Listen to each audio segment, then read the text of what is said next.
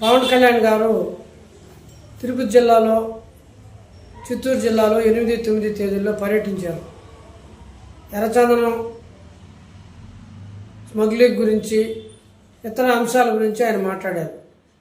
కానీ తిరుపతి జిల్లాలో కేవీపురం మండలంలో కళత్తూరు అనే గ్రామమే చెరువు తెగిపోయి దాదాపు 700-800 కుటుంబాలు బురదమయమైపోయి బతకలేని పరిస్థితుల్లో, చాలా తీవ్రమైన ఆవేదనకి, బాధకి గురవుతున్న పరిస్థితుల్లో సిపిఎం పార్టీ విజ్ఞప్తి చేసినప్పటికీ ఆయన పర్యటన చేయకుండా దాని నుంచి తాత్సారంగా వెళ్ళిపోవడం అనేది సరైన పద్ధతి కాదని చెప్పి సిపిఎం పార్టీ భావిస్తుంది.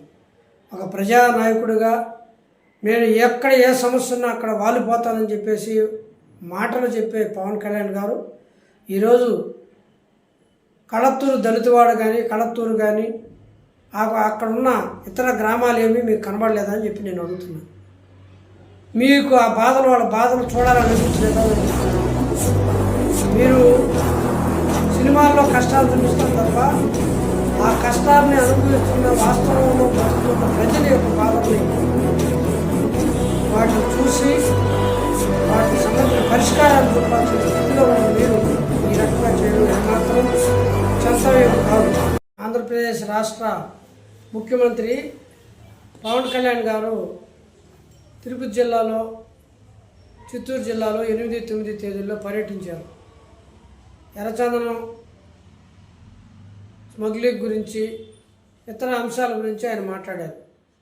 కానీ తిరుపతి జిల్లాలో కేవీపురం మండలంలో కళత్తూరు అనే గ్రామమే చెరువు తెగిపోయి దాదాపు 700-800 కుటుంబాలు బురదమయమైపోయి బతకలేని పరిస్థితుల్లో, చాలా తీవ్రమైన ఆవేదనకి, బాధకి గురవుతున్న పరిస్థితుల్లో సిపిఎం పార్టీ విజ్ఞప్తి చేసినప్పటికీ ఆయన పర్యటన చేయకుండా దాని నుంచి తాత్సారంగా వెళ్ళిపోవడం అనేది సరైన పద్ధతి కాదని చెప్పి సిపిఎం పార్టీ భావిస్తుంది.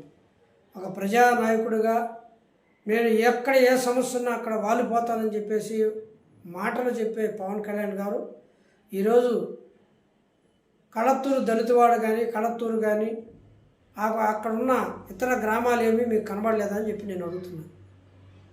మీకు ఆ బాధలు, వాళ్ళ బాధలు చూడాలని అనిపించలేదా అని చెప్తున్నాను. మీరు సినిమాల్లో కష్టాలు చూపిస్తారు తప్ప ఆ కష్టాలని అనుభవిస్తున్న, వాస్తవంలో బతుకుతున్న ప్రజల యొక్క బాధల్ని వాటిని చూసి వాటికి సంబంధించిన పరిష్కారాలు చూపాల్సిన స్థితిలో ఉన్న మీరు